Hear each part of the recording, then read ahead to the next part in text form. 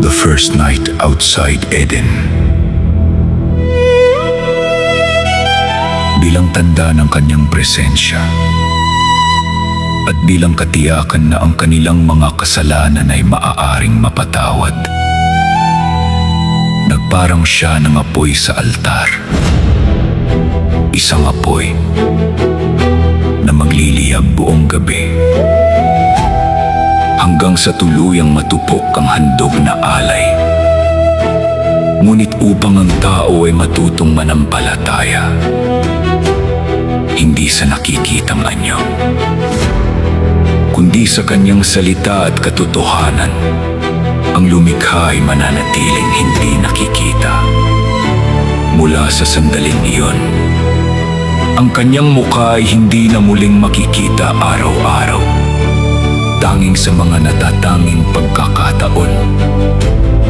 Kapag kinakailangan ng paghahayag, babala, o bagong utos. Doon lamang muling magpapakita ang langit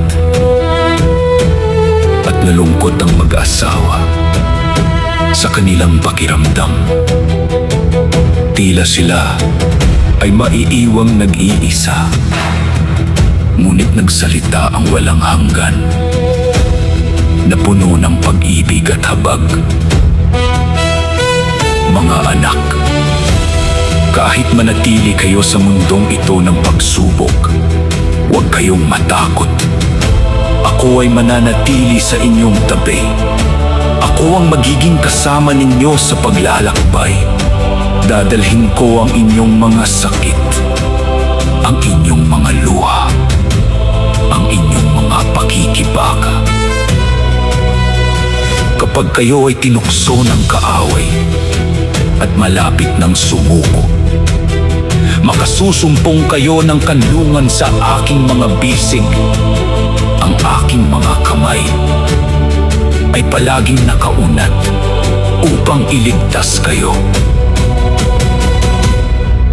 At kung dumating ang araw na kayo ay mabuhay, kung kayo man ay makaladkad sa kailaliman ng kawalan, huwag mawalan ng pag-asa, sapagkat ako ay naroon. Naroon ang aking kapatawaran, naroon ang aking lakas, naroon ang aking pag-ibig. Mga anak, lagi ninyong alalahanin ang kahulugan ng mga kasuotang natanggap ninyo mula sa aking mga kamay. Ang mga ito ay tanda ng pagtubos, tanda na kayo ay hindi pinabayaan, tanda na kayo ay akin pa rin.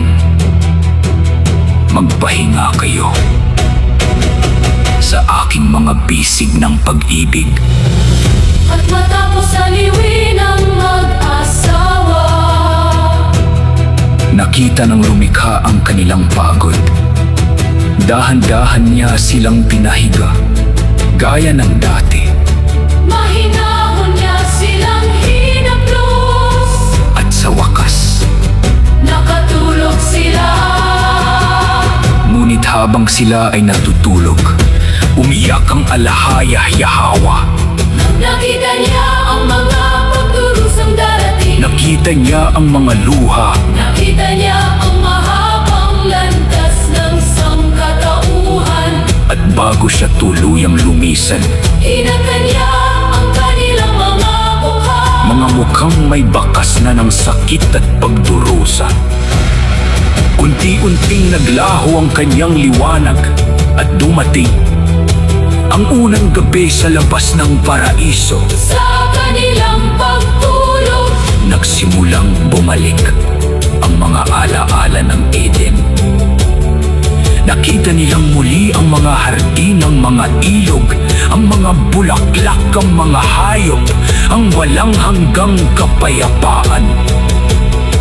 Muli silang tumakbo sa mga parang, muling nakipaglaro sa mga nilalang. Muling umawit kasama ng mga anghel sa papuri sa lumikha. Napakaraming magagandang alaala Napakaraming masasayang tanawin, ang dumaan sa kanilang panaginip. ngunit unti-unting nagbago ang lahat, Ang magagandang panaginip ay naging bangungot at muli nilang naranasan ang trahedyang kanilang pinili.